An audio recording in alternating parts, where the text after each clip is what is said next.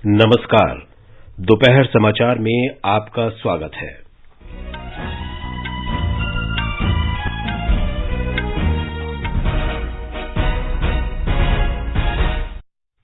रक्षा मंत्री राजनाथ सिंह ने कहा, सशस्त्र बल न्यायाधिकरण अदालतों में निरंतर बढ़ रहे मुकदमों के निपटारे की प्रक्रिया तेज करेगा। जल शक्ति मंत्रालय ने कहा, 1 लाख से अधिक गांवों ने खुले में शौच से मुक्त होने का दर्जा बरकरार रखा। वर्ष 2022-23 श्रृंखला 2 के सॉवरेन गोल्ड बॉन्ड की बिक्री सोमवार से शुरू होगी। उत्तर भारत के कई हिस्सों में तेज वर्षा से जनजीवन प्रभावित। अंतर्राष्ट्रीय मुद्रा कोष का दल श्रीलंका के अधिकारियों के साथ आर्थिक और वित्तीय सुधारों पर चर्चा करने के लिए अगले सप्ताह कोलंबो का दौरा करेगा। हरारे में भारत और जिम्बाब्वे के बीच दूसरा एकदिवसीय क्रिकेट मैच जारी और डूरंट कप फुटबॉल में इम्फाल में चेन्नईयन एफसी दोपहर बाद 3 बजे आर्मी रेड्स से, जबकि एटी के मोहन बागान शाम 6 बजे कोलकाता में राजस्थान यूनाइटेड से खेलेगा।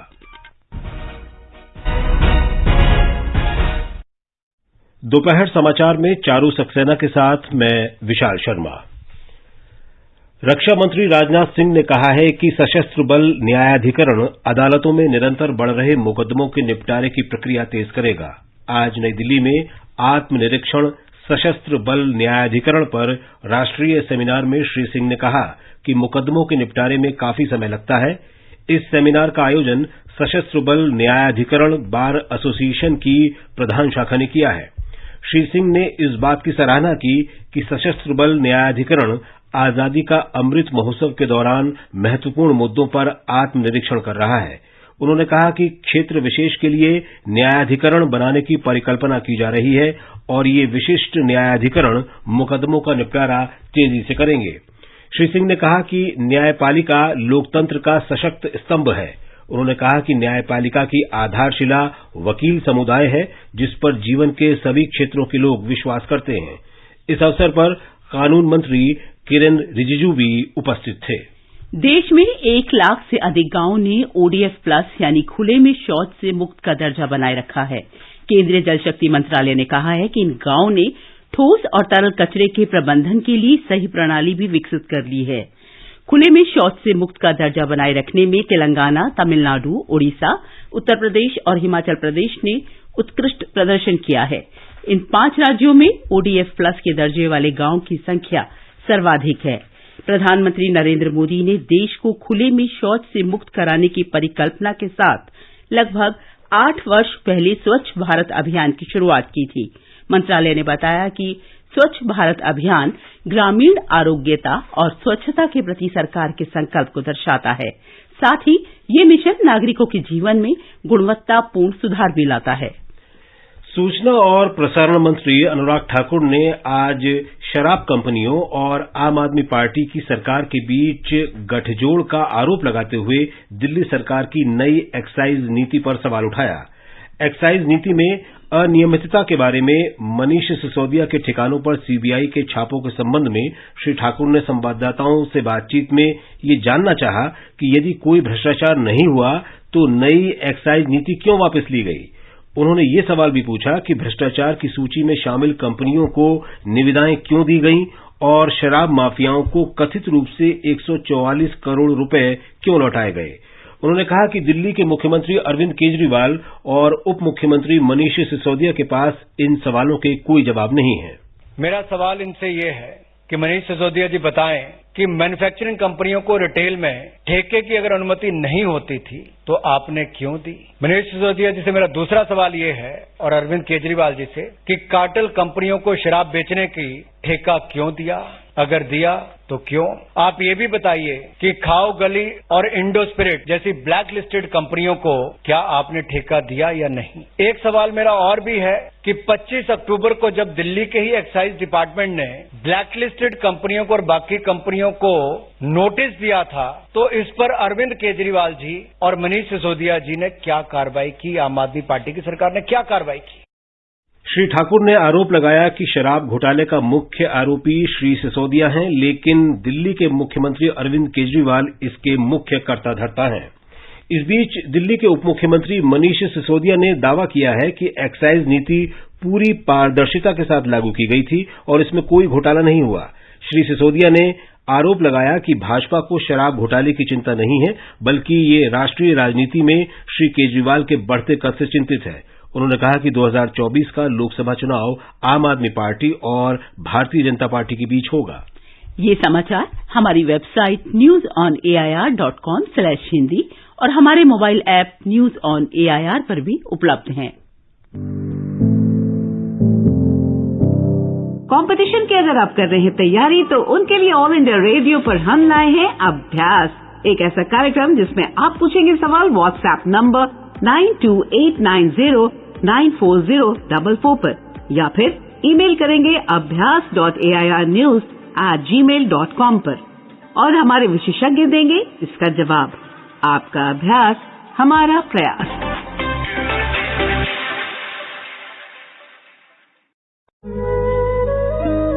सुनो ना, हाँ?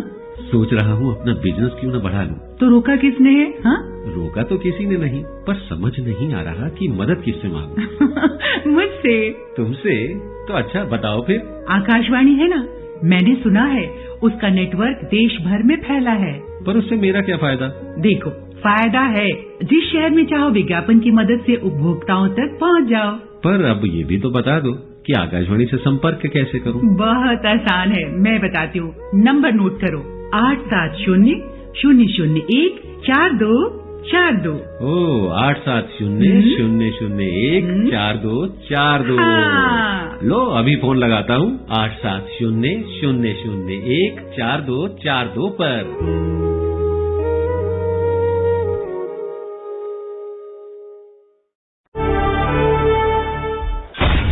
मुट्ठी भर अंग्रेज और हमारे विशाल देश पर राज करने का स्वप्न देख रहे हैं, पर हम इनके स्वप्न को चकनाचूर कर देंगे।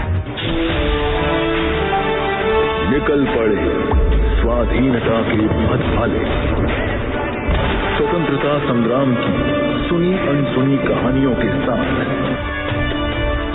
स्वराज, हर रविवार रात 9 बजे डीडी नेशनल पर। दोपहर समाचार में आपका फिर स्वागत है। राष्ट्रव्यापी कोविड टीकाकरण अभियान के अंतर्गत अब तक 209 करोड़ 40 लाख से अधिक टीके लगाए गए हैं। कल 13,15,000 से अधिक टीके लगाए गए। इस दौरान 13,000 से अधिक लोगों में संक्रमण की पुष्टि हुई और 14,000 से अधिक रोगी स्वस्थ हुए। स्वास्थ्य मंत्रालय ने कहा है कि स्वस्थ होने की दर 98.58% है। केंद्र शासित प्रदेश जम्मू कश्मीर में सुरक्षा बलों ने उत्तर कश्मीर के कुपवाड़ा जिले के हंदवाड़ा में 2 और आतंकियों को गिरफ्तार किया है।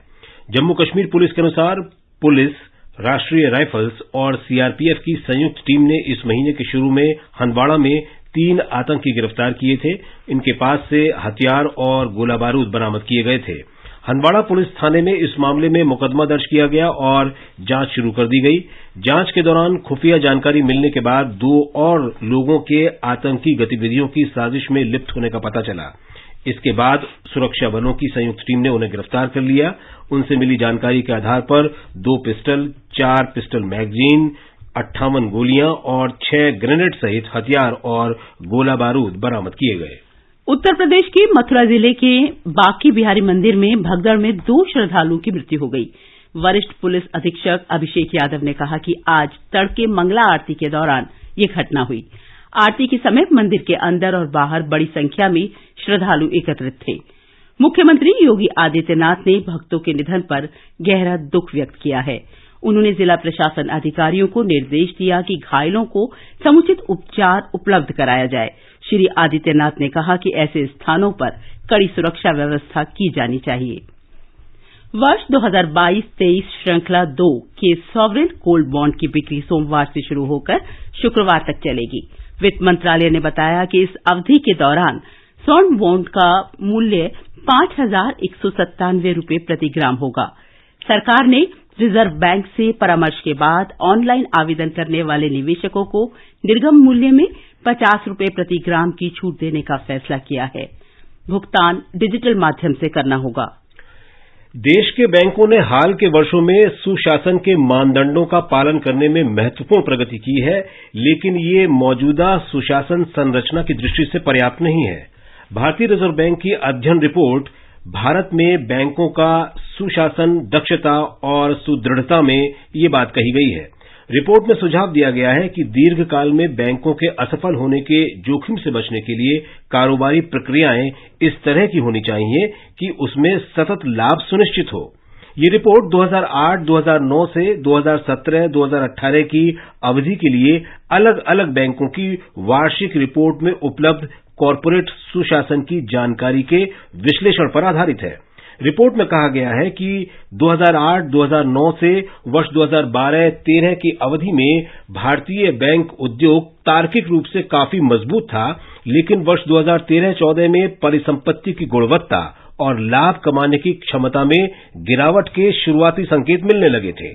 हाल के वर्षों में मोटे तौर पर निजी क्षेत्र के बैंकों ने अपनी स्थिति में सुधार दिखाया है, लेकिन सार्वजनिक क्षेत्र के बैंकों के लिए मजबूती का निम्न स्तर चुनौती बना रहा है।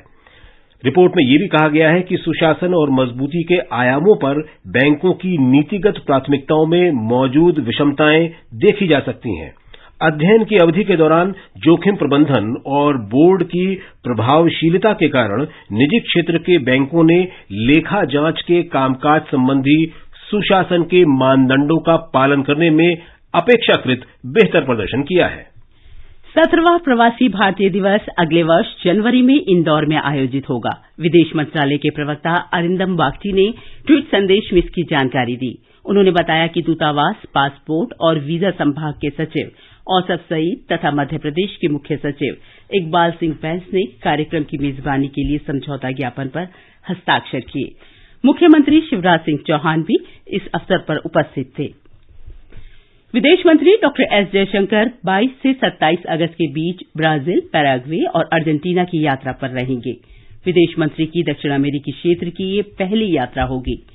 इस दौरान डॉक्टर जयशंकर इन देशों के शीर्ष नेताओं और विदेश मंत्रियों के साथ भेंट करेंगे। विदेश मंत्रालय ने बताया कि डॉक्टर जयशंकर पैराग्वे में भारतीय दूतावास के नए परिसर का उद्घाटन करेंगे। ब्राजील और अर्जेंटीना में वे इन देशों के विदेश मंत्रियों के साथ संयुक्त आयोग की सह अध्यक्षता करेंगे। भारत और सिंगापुर के विदेश कार्यालयों की 16 दौर की मंत्रणा कल सिंगापुर में हुई। विदेश मंत्रालय में पूर्वी मामलों के सचिव सौरभ कुमार ने बैठक की सह अध्यक्षता की। दोनों पक्षों ने आपसी संबंधों के विभिन्न पहलुओं की समीक्षा की और संबंधों के मौजूदा स्तर पर संतोष व्यक्त किया। दोनों देशों के अधिकारियों ने व्यापार, निवेश, स्टार्टअप, नवाचार और लोगों के बीच संपर्क बढ़ाने में आपसी सहयोग पर विचार विमर्श किया। रक्षा क्षेत्र में सहयोग की भी समीक्षा की गई। बिम्स्टेक समूह के महासचिव तेनजिन लेकफेल 22 से 25 अगस्त तक भारत दौरे पर रहेंगे। 5वां बिम्स्टेक सम्मेलन इस वर्ष मार्च में श्रीलंका में हुआ था, जिसमें समूह के सदस्य देशों ने बिम्स्टेक चार्टर को अपनाया था। बिम्स्टेक समूह में बांग्लादेश, भूटान, भारत, म्यांमार, नेपाल, श्रीलंका और थाईलैंड शामिल हैं। भारत ने नवगठित क्षेत्रीय संगठन को तेजी से मजबूत बनाने और इसे और आगे बढ़ाने पर जोर दिया था। श्री तेनजिन बिम्स्टेक को मजबूत बनाने और आपसी सहयोग बढ़ाने के लिए वरिष्ठ अधिकारियों से बातचीत करेंगे। भारत बिम्स्टेक मंच पर सुरक्षा सहयोग पर एक स्तंभ के रूप में नेतृत्व कर रहा है, जिसमें आपदा प्रबंधन, समुद्री सहयोग और ऊर्जा सुरक्षा जैसे क्षेत्र शामिल हैं। भारतीय वायुसेना का एक दस्ता ऑस्ट्रेलिया के डार्विन में युद्धाभ्यास पिच ब्लैक 2022 में भाग ले रहा है। कल शुरू हुआ यह युद्धाभ्यास 8 सितंबर तक चलेगा। कई देशों के द्विवार्षिक युद्धाभ्यास का आयोजन रॉयल ऑस्ट्रेलियाई वायुसेना ने किया है। पिच ब्लैक बड़ा बल रोजगार युद्धाभ्यास है। इससे पहले 2018 में यह युद्धाभ्यास हुआ था। इस वर्ष के युद्धाभ्यास में 100 से अधिक लड़ाकू विमान और 2500 वायुसैनिक भाग ले रहे हैं। भारतीय वायुसेना के दस्ते का नेतृत्व ग्रुप कैप्टन वाईपीएस नेगी कर रहे हैं। इस दल में 100 वायुसैनिक और Su-30 MKI और C-17 लड़ाकू विमान युद्धाभ्यास में भाग ले रहे हैं। अंतर्राष्ट्रीय मुद्रा कोष IMF का दल अगले सप्ताह श्रीलंका की यात्रा पर जाएगा। 24 से 31 अगस्त तक के दौरे में ये दल श्रीलंका के अधिकारियों के साथ आर्थिक और वित्तीय सुधारों पर चर्चा करेगा। अंतर्राष्ट्रीय मुद्रा कोष के वक्तव्य में कहा गया है कि बातचीत का उद्देश्य भावी अंतर्राष्ट्रीय मुद्रा कोष निधि सुविधा समझौते पर पहुंचना है। वक्तव्य में कहा गया है कि श्रीलंका की विस्तारित निधि सुविधा व्यवस्था के लिए अंतर्राष्ट्रीय मुद्रा कोष के कार्यकारी बोर्ड की स्वीकृति के वास्ते कर्ज अदायगी की निरंतरता बनाए रखने के लिए ऋण लेने वालों को आश्वासन देना होगा। आईएमएफ का दल अन्य पक्षों के साथ भी बातचीत करेगा। श्रीलंका इस वर्ष अप्रैल में $51 अरब का विदेशी ऋण नहीं चुका पाया था। श्रीलंका अंतर्राष्ट्रीय मुद्रा कोष और अन्य राष्ट्रों से आर्थिक मदद मांग रहा है। 1948 में स्वतंत्र होने के बाद श्रीलंका सबसे बड़े आर्थिक संकट से जूझ रहा है। आगे बढ़ने से पहले मुख्य समाचारों पर एक नजर। रक्षा मंत्री राजनाथ सिंह ने कहा, सशस्त्र बल न्यायाधिकरण अदालतों में निरंतर बढ़ रहे मुकदमों के निपटारे की प्रक्रिया तेज करेगा। जल शक्ति मंत्रालय ने कहा, 1 लाख से अधिक गांवों ने खुले में शौच से मुक्त होने का दर्जा बरकरार रखा। वर्ष 2022-23 श्रृंखला 2 के सॉवरेन गोल्ड बॉन्ड की बिक्री सोमवार से शुरू होगी। उत्तर भारत के कई हिस्सों में तेज वर्षा से जनजीवन प्रभावित। अंतर्राष्ट्रीय मुद्रा कोष का दल श्रीलंका के अधिकारियों के साथ आर्थिक और वित्तीय सुधारों पर चर्चा करने के लिए अगले सप्ताह कोलंबो का दौरा करेगा। हरारे में भारत और जिम्बाब्वे के बीच दूसरा एक दिवसीय क्रिकेट मैच चल रहा है और डूरन कप फुटबॉल में इम्फाल में चिन्नयिन एफसी दोपहर 3 बजे आर्मी रेड से, जबकि इटी के मोहन बागान शाम 6 बजे कोलकाता में राजस्थान यूनाइटेड से खेलेगा। उत्तर भारत के कई हिस्सों में तेज वर्षा से जनजीवन प्रभावित हो रहा है। उत्तराखंड के देहरादून, टिहरी और बागेश्वर जिलों में कल से लगातार हो रही मूसलाधार बारिश से जनजीवन प्रभावित है। बारिश से जुड़ी घटनाओं में 3 लोगों के मारे जाने की खबर है। देहरादून जिले के रायपुर के सरखेत गांव में बादल फटने से भारी नुकसान हुआ है, जहां राज्य आपदा मोचन बल एसडीआरएफ देर रात से बचाव अभियान में जुटा है। एसडीआरएफ ने प्रभावित क्षेत्रों से 40 से अधिक लोगों को सुरक्षित निकालकर पहुंचाया है। इस बीच सोंग नदी का जलस्तर बढ़ने से 12 गांवों को जोड़ने वाला पुल भी नदी की तेज धारा में बह गया। देहरादून के टपकेश्वर महादेव मंदिर को जोड़ने वाला एक पुल क्षेत्र में नदी का जलस्तर बढ़ने से पूरी तरह क्षतिग्रस्त हो गया है। इस बीच टिहरी जिले में लगातार बारिश से तोता घाटी, तिंधारा और अन्य स्थानों पर बद्रीनाथ राष्ट्रीय राजमार्ग अवरुद्ध हो गया है। प्रशासन बंद सड़कों को खोलने में लगा है। प्रभावित इलाकों में राशन, बर्तन, दूध, बिस्तर, कपड़े, स्ट्रेचर और अन्य राहत सामग्री भेजी जा रही है। गंभीर रूप से घायलों को भेजने के लिए हेलीकॉप्टर की मदद ली जा रही है। इस बीच मुख्यमंत्री पुष्कर सिंह धामी ने देहरादून जिले के रायपुर प्रखंड के सरखेत गांव में बीती रात बादल फटने की घटना वाले प्रभावित क्षेत्रों का निरीक्षण किया। उन्होंने अधिकारियों को वैकल्पिक व्यवस्था कर यातायात सुचारू करने के निर्देश दिए। बरसाती नदियां हैं, नाले हैं, पूरे उफान पर हैं। काफी अतिवृष्टि हुई है। अतिवृष्टि के कारण से काफी नुकसान भी हुआ है, जहां पर काफी घरों में मलबा घुस गया है, पानी घुस गया है, कुछ घर टूट भी गए हैं और साथ में कई सारे पुलों को और संपर्क मार्गों को बहुत नुकसान हुआ है। कटाव भी हो गया है और संपर्क मार्ग भी टूट गए हैं। तो हम कोशिश कर रहे हैं कि जल्दी से जल्दी जो है हमारा पूरा प्रशासन लगकर जो संपर्क मार्ग हैं, जो पुल हैं, उनके वैकल्पिक मार्ग बनाए जाए और आवागमन जो है सामान्य किया जाए और जो बचाव और राहत के कार्य हैं वो तेजी से किए जाए। उसके लिए हम सभी से संपर्क कर रहे हैं। हेलीकॉप्टर इत्यादि की व्यवस्था भी यहाँ पर कर रहे हैं। साथ में सेना के लोगों से भी हम मदद मांग रहे हैं कि रेस्क्यू के लिए जहाँ भी सेना की जरूरत है वो हम सेना भी हमारी मदद करे। तो सेना के लोगों ने भी कहा है कि अभी दिन तक जो है वो इस पर काम करेंगे, व्यवस्था करेंगे।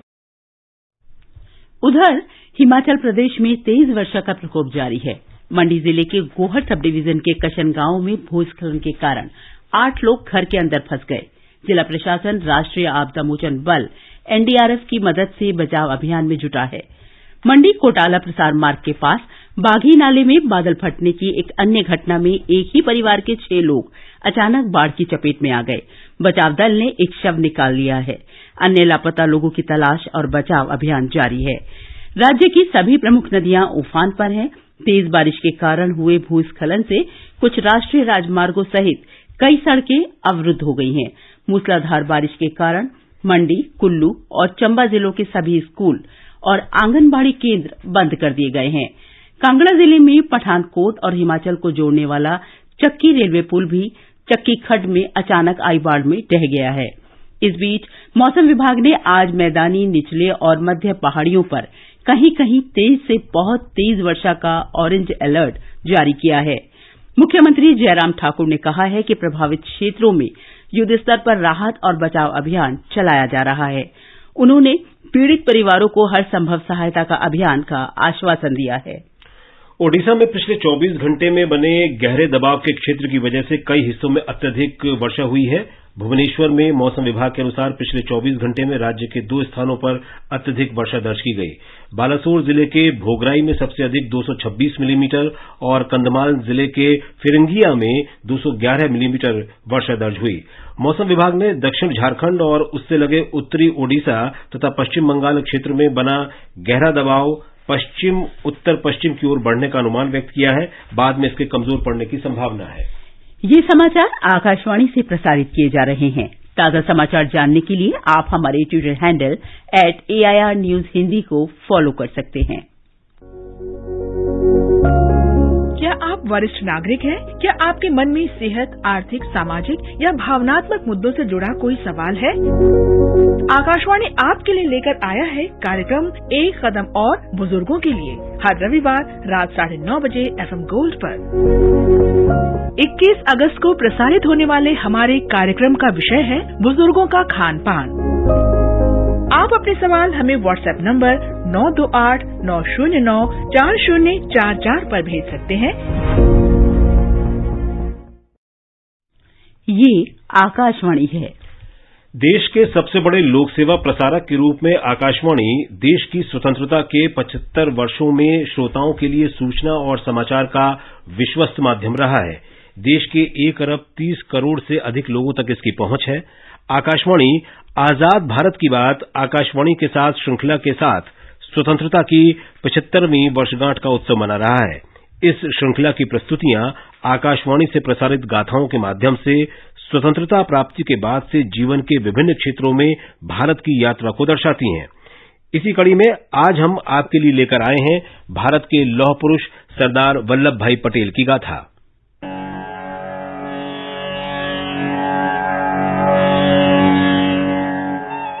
देश के पहले गृह मंत्री और उप प्रधानमंत्री सरदार पटेल ने 565 रियासतों के भारतीय संघ में एकीकरण में महत्वपूर्ण भूमिका निभाई। आज भी उन्हें भारत को एकजुट करने वाले व्यक्ति के रूप में याद किया जाता है। महात्मा गांधी ने पटेल से कहा था कि राज्यों के एकीकरण की समस्या इतनी कठिन है कि केवल वही इसका समाधान कर सकते हैं। पटेल को व्यवहारिक कौशल के साथ किसी भी महत्वपूर्ण कार्य को पूरा करने के लिए संकल्पबद्ध राजनेता माना जाता था। छोटे छोटे जो वाड़े हैं उससे बहुत नुकसान होता है और जिस चीज से मुल्क को फायदा नहीं होता है इस चीज से आकर हमको खुद को भी नुकसान होता है। वो चीज हमें समझ के हमें जो हिंदुस्तान आज सदियों के बाद एक हुआ है और एक मौका मिला है और एक अवसर हमारे पास आया है वो गंवाना नहीं चाहिए। उन्होंने भारत के राजाओं का आह्वान किया कि वे राष्ट्रभक्त बने। उन्होंने राजाओं को राष्ट्र की स्वतंत्रता में शामिल होने और लोगों के भविष्य तथा उनके हितों का ध्यान रखने वाले जिम्मेदार शासकों के रूप में कार्य करने के लिए कहा। शासकों को देशभक्ति के कार्य करने के लिए प्रेरित किया। उन्होंने बल प्रयोग से भी परहेज नहीं किया। उन्होंने लगभग हर रियासत को भारत में शामिल होने के लिए मनाया। जब सार्वभौम सत्ता हिंदुस्तान में से अपना बिस्तरा लपेट के चली और जब उसने ऐलान किया कि इधर पैरामाउंट से खत्म होती है उस समय पर मुल्क में क्या होगा और मुल्क एक रहेगा या तो उसका टुकड़ा टुकड़ा हो जाएगा, उस बारे में बहुत लोगों का अलग अलग ख्याल था और बहुत लोग चिंता में घिरे थे। लेकिन जो राजा महाराजाओं थे उसमें से बहुतों ने काफी स्वदेशाभिमान बताया और भारत की सरकार को साथ दिया। उसके लिए मैं आज इन लोगों को धन्यवाद देना चाहता हूं। सरदार पटेल को आधुनिक अखिल भारतीय सेवा प्रणाली की स्थापना के लिए भारत के प्रशासनिक अधिकारियों के संरक्षक संत के रूप में स्मरण किया जाता है। समाचार कक्ष से अलका सिंह।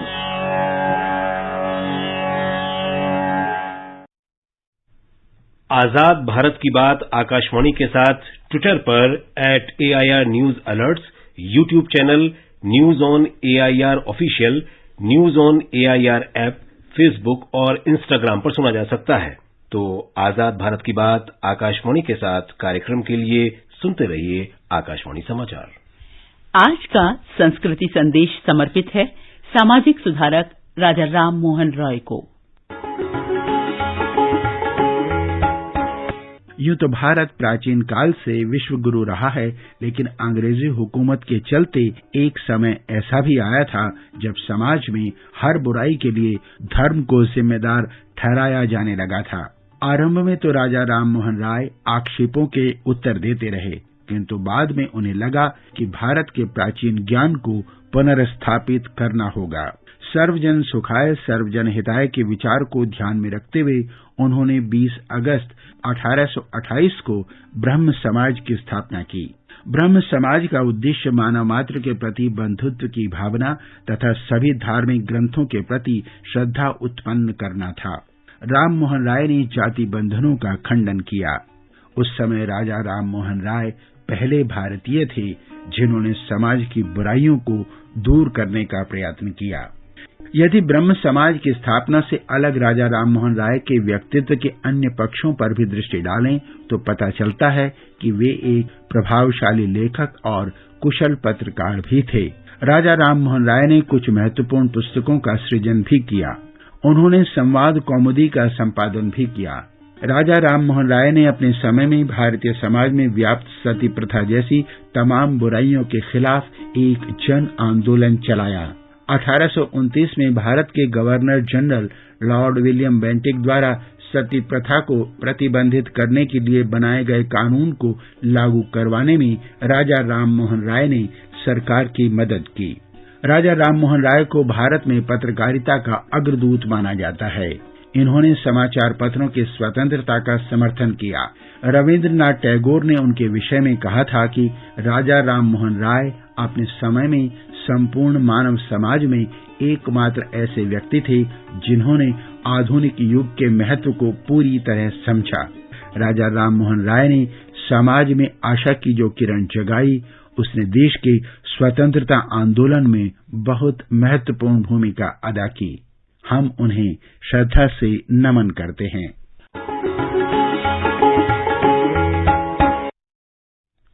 भारत और जिम्बाब्वे के बीच 3 एकदिवसीय अंतर्राष्ट्रीय क्रिकेट मैचों की श्रृंखला का दूसरा मैच आज हरारे में खेला जा रहा है। भारत ने टॉस जीतकर गेंदबाजी करने का फैसला किया है। ताजा समाचार मिलने तक जिम्बाब्वे ने 25 ओवर में 5 विकेट पर 92 रन बना लिए थे। भारत पहला मैच 10 विकेट से जीतकर श्रृंखला में 1-0 की बढ़त बनाए हुए है। डूरंड कप फुटबॉल टूर्नामेंट में आज 2 मैच खेले जाएंगे। इम्फाल के खुमन लंपक स्टेडियम में दोपहर बाद 3 बजे चेन्नईयन फुटबॉल क्लब और आर्मी रेड आमने सामने होंगे। एक अन्य मैच में शाम 6 बजे कोलकाता के VYB के स्टेडियम में ATK मोहन बागान का मुकाबला राजस्थान यूनाइटेड से होगा। कल गुवाहाटी के इंदिरा गांधी एथलेटिक्स स्टेडियम में केरल ब्लास्टर्स और सुदेव दिल्ली के बीच मैच 1-1 से बराबरी पर रहा था। इससे पहले कोलकाता के किशोर भारती क्रीड़ांगन में खेले गए मैच में फुटबॉल क्लब गोवा ने भारतीय वायुसेना को 1-0 से हरा दिया। फुटबॉल क्लब गोवा की ओर से एकमात्र गोल मोहम्मद नेमिल ने किया। टूर्नामेंट में नेमिल का ये दूसरा गोल था। लोकसभा अध्यक्ष ओम बिरला के नेतृत्व में संसदीय प्रतिनिधिमंडल कनाडा के हैलीफैक्स में 65वें राष्ट्रमंडल संसदीय सम्मेलन CPA में भाग लेगा। सम्मेलन आज से शुरू हो रहा है। श्री बिरला व्यापारिक समुदाय और प्रवासी भारतीयों के साथ भी बातचीत करेंगे। प्रधानमंत्री नरेंद्र मोदी ने पूर्व प्रधानमंत्री राजीव गांधी को उनकी जयंती पर श्रद्धांजलि अर्पित की है। आज राजीव गांधी की 78वीं जयंती है। और अंत में मुख्य समाचार एक बार फिर। रक्षा मंत्री राजनाथ सिंह ने कहा, सशस्त्र बल न्यायाधिकरण अदालतों में निरंतर बढ़ रहे मुकदमों के निपटारे की प्रक्रिया तेज करेगा। जल शक्ति मंत्रालय ने कहा, 1 लाख से अधिक गांवों ने खुले में शौच से मुक्त होने का दर्जा बरकरार रखा। वर्ष 2022-23 श्रृंखला 2 के सॉवरेन गोल्ड बॉन्ड की बिक्री सोमवार से शुरू होगी। उत्तर भारत के कई हिस्सों में तेज वर्षा से जनजीवन प्रभावित। अंतर्राष्ट्रीय मुद्रा कोष का दल श्रीलंका के अधिकारियों के साथ आर्थिक और वित्तीय सुधारों पर चर्चा के लिए अगले सप्ताह कोलंबो का दौरा करेगा। हरारे में भारत और जिम्बाब्वे के बीच दूसरा एकदिवसीय क्रिकेट मैच खेला जा रहा है। और डूरंड कप फुटबॉल में इम्फाल में चेन्नईयन FC दोपहर 3 बजे आर्मी रेड से, जबकि ATK मोहन बागान शाम 6 बजे कोलकाता में राजस्थान यूनाइटेड से खेलेगा। इसके साथ ही दोपहर समाचार का ये अंक समाप्त हुआ। नमस्कार।